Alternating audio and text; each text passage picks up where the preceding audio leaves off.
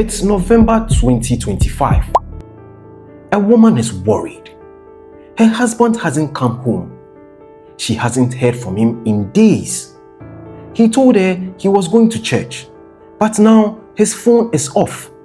So she goes looking and finds his car, abandoned along the Ikire expressway in Nigeria. The keys are still in the ignition. No sign of her husband anywhere. So she calls the police immediately. She files a missing person report. She's terrified.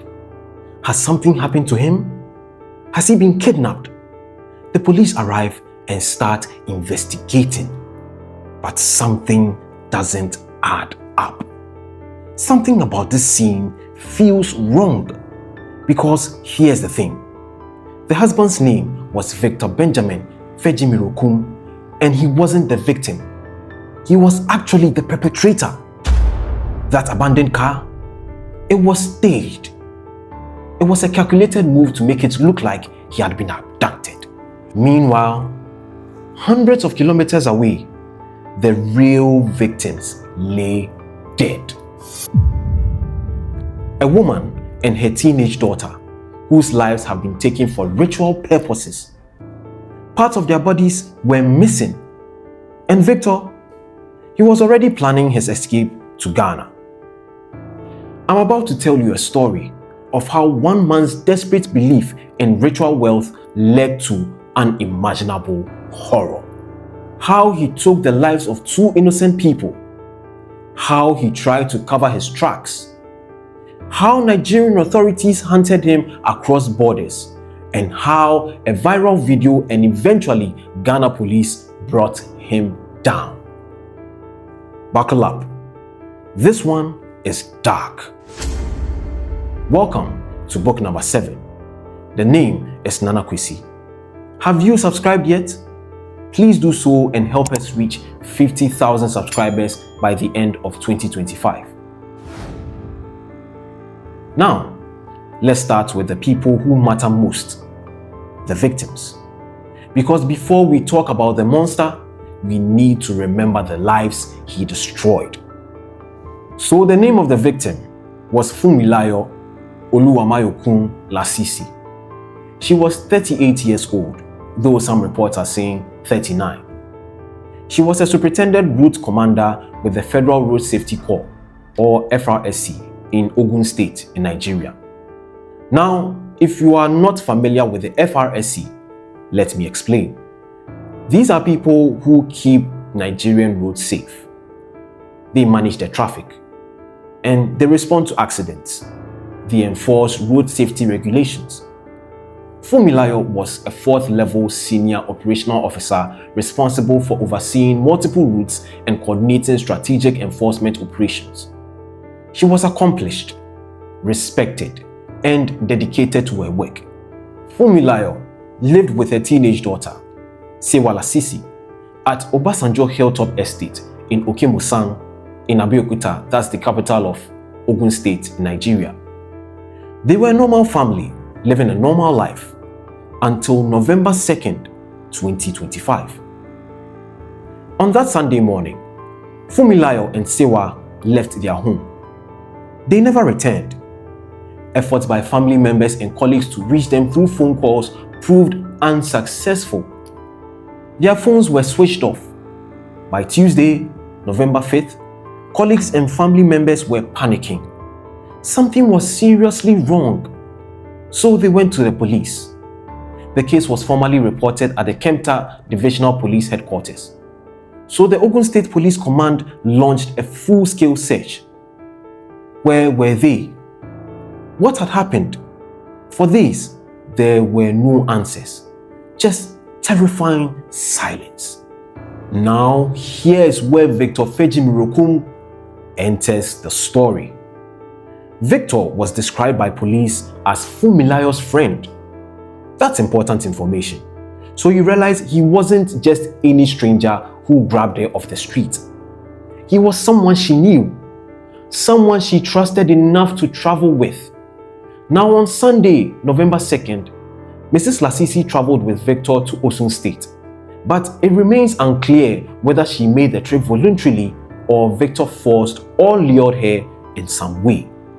The details here are murky, but what we do know is that Funmilayo got in the vehicle with Victor Fejemirokum that day, and her daughter Sewa came along. They drove from Ogun State to Osun State, a neighboring state in southwestern Nigeria. Their destination? The home of a suspected herbalist in Osun State. Now, let's pause and talk about what herbalist means in this context.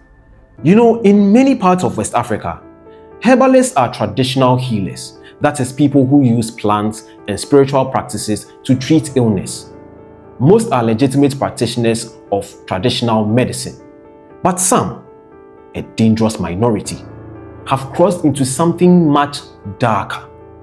They claim to have spiritual powers that can make people rich, successful, or powerful, and sometimes they demand horrific sacrifices in exchange. This herbalist, he was one of the dark ones.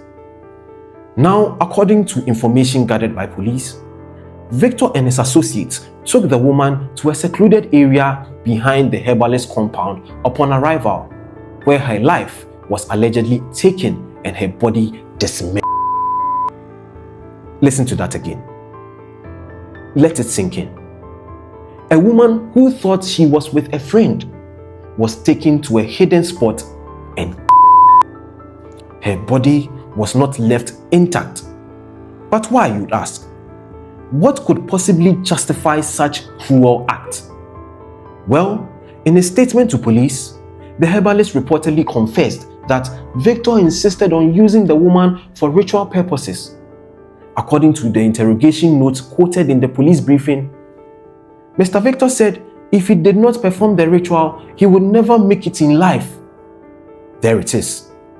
Victor Fejemirokum believed or claimed to believe that taking the life of Funmilayo was his key to wealth.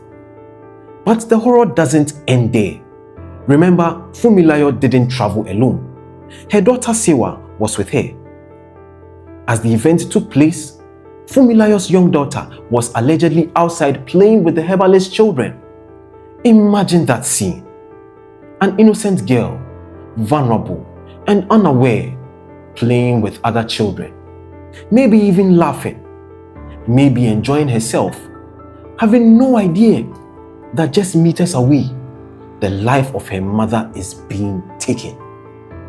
Police say the girl was later taken into the bush and her life was taken too. This is all because Victor Fejemirokum wanted money. Money, ordinary money. Now, here's where Victor showed just how calculated he really was. After committing these heinous acts, he didn't just run. He tried to cover his tracks. According to investigators, he parked his vehicle along the Ikire expressway with the keys still in the ignition and turned off his phone, creating the impression that he had himself been abducted. Brilliant, right? Make it look like you are also a victim. Park your car in a suspicious location. Leave the keys. Turn off your phone. When people come looking, they'll think you were kidnapped too. They'll feel sorry for you instead of suspecting you. So when his wife stopped hearing from him, she went to the church he said he was attending and unexpectedly found his abandoned vehicle. She contacted the police, prompting the first formal report.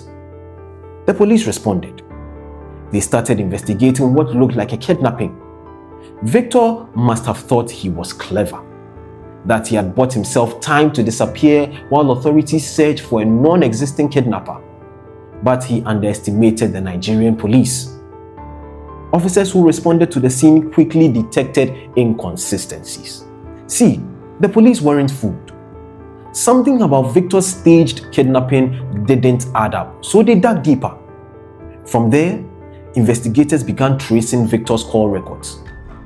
According to the Osun State Police Kidnapping Unit, Mr. Victor was found to have frequently made calls to one suspected herbalist's phone number through phone tracking in Iwoye Ijesa, Osun State. Bingo. Phone records don't lie. Victor had been in regular contact with this herbalist. The investigators now had a lead. They knew where to look now. The Nigerian police then sent an undercover officer posing as a client to the herbalist's home. However, the herbalist received a tip-off and fled. So close. The herbalist caught wind that the police were onto him and ran. But the investigators weren't giving up. A subsequent phone trace led officers to Ijebu-Ijesha, where the herbalist was eventually identified when they met him by chance in the streets after a police vehicle broke down. The herbalist attempted to escape into a bush, but was arrested after an hour-long chase. So once in custody, the herbalist started talking. During interrogation, the herbalist reportedly admitted he and others were involved in killing Mrs. Lasisi, that he didn't act alone, and that there were accomplices. Officers were able to trace the second suspect to Ikire State, where he was arrested. With multiple suspects in custody, the full picture started emerging, and it was even more horrific than anyone imagined. Both men later led police to a bush path where the remains of the girl were recovered. But what about Funmilayo? Well, the body of Funmilayo was recovered in a sack found in a river, with parts missing. I don't want to narrate that in detail because it's horrific. So her body was deposited at the Osun State Teaching Hospital on November 17, 2025. The herbalist confirmed the details. He acknowledged that Victor and his associates had visited him for consultation and subsequently took the life of Mrs. Funmilayo Lasisi. The Osun State Commissioner of Police held a meeting with FRSC officials and the grim news was delivered. DNA testing and autopsy would be conducted to formally identify the remains and determine exactly how the victims died. But one critical piece was missing. Where was Victor Fejemirokum? With the herbalist and his accomplice in custody, with the bodies recovered, with the full scope of the crime now clear, Nigerian police launched an intensive manhunt for Victor Fejemirokum. He was the mastermind. He was the one who brought Funmilayo to the herbalist. He was the one who insisted on the ritual. He was the primary suspect. And he was nowhere to be found.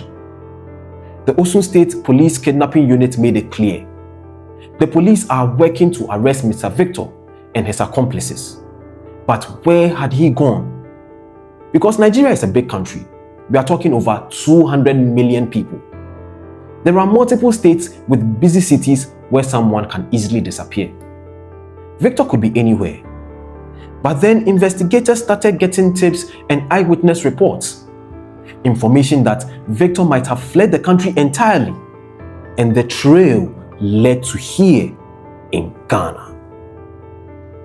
So Victor, who had been declared missing by his wife in Osun State, fled to Ghana to avoid arrest by Nigerian authorities. Ghana and Nigeria are linked by road, separated by Benin and Togo. People cross it every day for trade, family visits, and work. For someone determined to escape, getting into Ghana isn't impossible, especially if you know the routes and have cash. So the suspect fled to Ghana and took refuge with his friends in Winchi, that's a suburb of Akwitia in Ghana's eastern region. Victor wasn't just wandering around Ghana randomly. He had a plan. He had contacts, friends who were willing to hide a fugitive. He went straight to Achim Winchi. Now he probably thought he was safe. Nigeria couldn't touch him in Ghana, right? He could lay low, maybe even start a new life. The Nigerian police would eventually give up and move on to other cases. But he was wrong. And this is where Ghana police comes in. Now, before Ghana police came into the picture, a viral video on social media provided details of his alleged atrocities. The video claimed that Victor Benjamin had abducted and subsequently taken the life of a female officer of the Federal Road Safety Corps, the FRSC, and her daughter in Abeokuta, Ogun State in Nigeria. This wasn't just a police investigation anymore. This was public knowledge. The story spread across Nigerian social media. A lot of people were outraged. People were demanding justice. And crucially, people were sharing information about Victor. So the video was intercepted by Ghana Police Service. Ghanaian authorities saw the viral video, saw that a murder suspect might be in the country, and decided to act. The Ghana Police Service could have ignored this. They could have said, "This is Nigeria's problem, not ours." But they didn't. The incident sparked outrage in Nigeria after a viral video alleged the suspect had gone into hiding after the crime. That public pressure, from Nigerians demanding justice, from FRSC officers mourning their colleague, from ordinary people horrified by the details, created momentum. The case couldn't be swept under the rug. It had to be resolved. So after discovering that the suspect was hiding in his friend's house at Akwitia through thorough investigations, Ghana police quickly deployed an intelligence-led operation.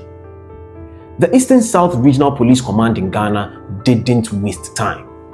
They gathered intelligence. They confirmed Victor's location. They planned the operation. This wasn't just a raid. This was a carefully coordinated effort to apprehend a dangerous fugitive. Fejemirokum was tracked down and arrested during an intelligence-led operation at Achimwinchi near Akwitia, where he had been secretly lodging with friends. It was on November 23, 2025, just 21 days after the incident, that the Ghana police swooped in. The operation was executed without resistance, and the suspect was taken into custody. Victor didn't fight back. Maybe he was just smart enough to know that resisting arrest in Ghana would only make things worse. So, addressing the Ghanaian media at a brief press conference on a Sunday in Kibi, the Eastern South Regional Police Commander, that's DCOP Ohenibwedi Bosman, explained that Fejemirokum had been declared wanted by Nigerian authorities and crossed into Ghana in a desperate attempt to escape arrest. The Ghanaian police held a press conference. They wanted the public to know. They wanted Nigerians to know that justice was being served. DCOP Bosman explained the operation.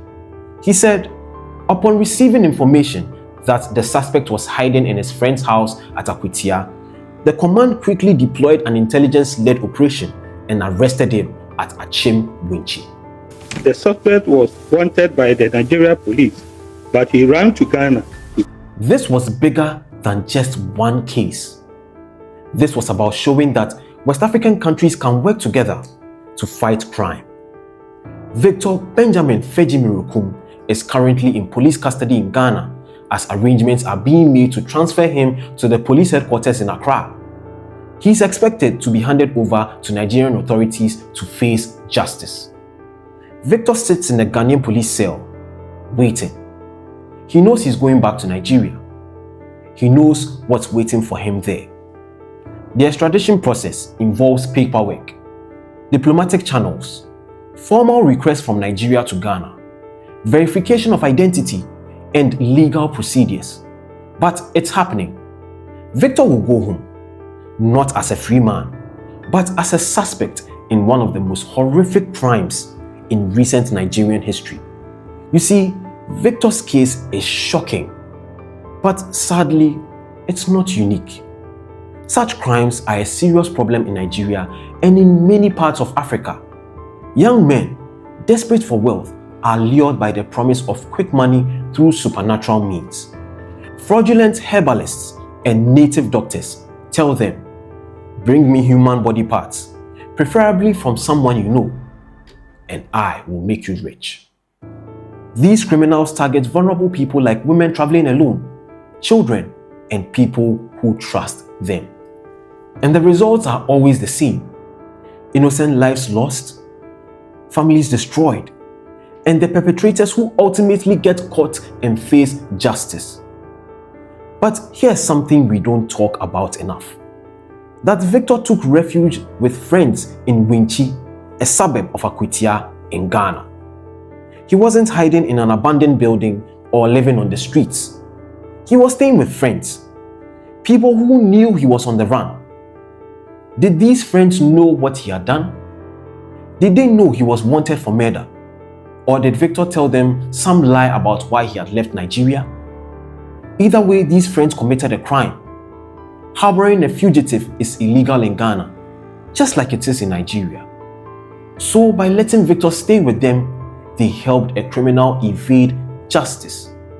The Ghanaian police are, however, aware of this.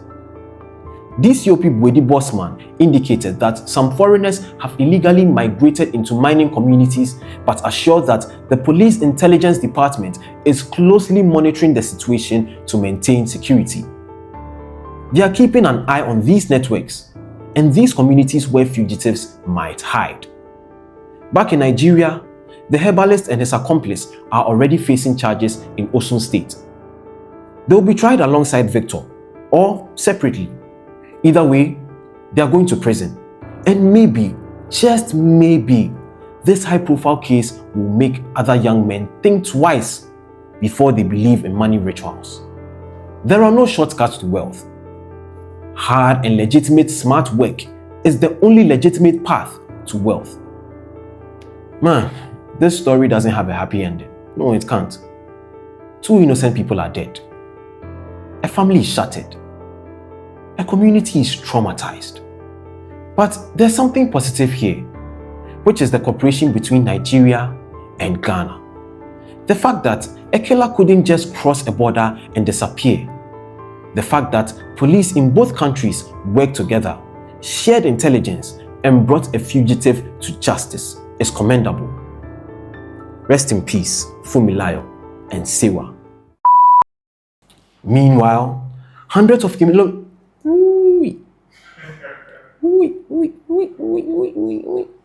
Meanwhile, hundreds of kilometers away, the real victims lay dead.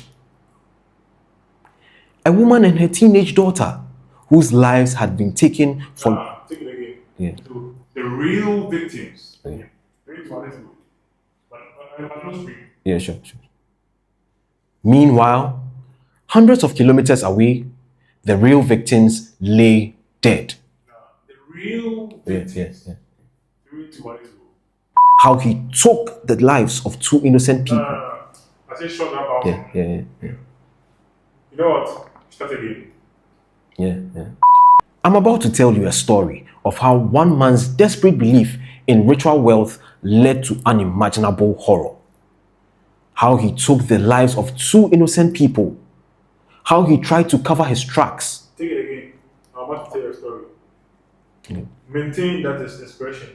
Unimaginable horror. Let the audience feel you. Let's go. Don't lose touch of that expression.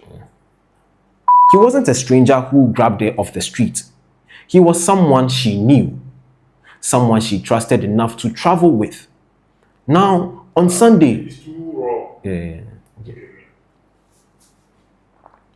Now, here's where someone she knew enough. Someone she trusted. Let's go.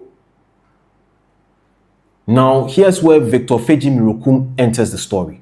Take it again. Now, here's where Victor enters the story. Anxiety.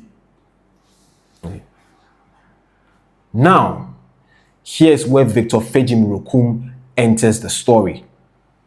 Victor was described by police as Fumilayo's friend. Again. Now, here's where Victor Fejemirokum enters the story. Now, Victor Fejemirokum enters the story. Let's go. Now, the Osun State Commissioner of Police held a meeting with FRSC officials and Grim News. Watch these 2 videos next, if you haven't already, and subscribe for more deep dives into stories like this. I'll see you in the next video.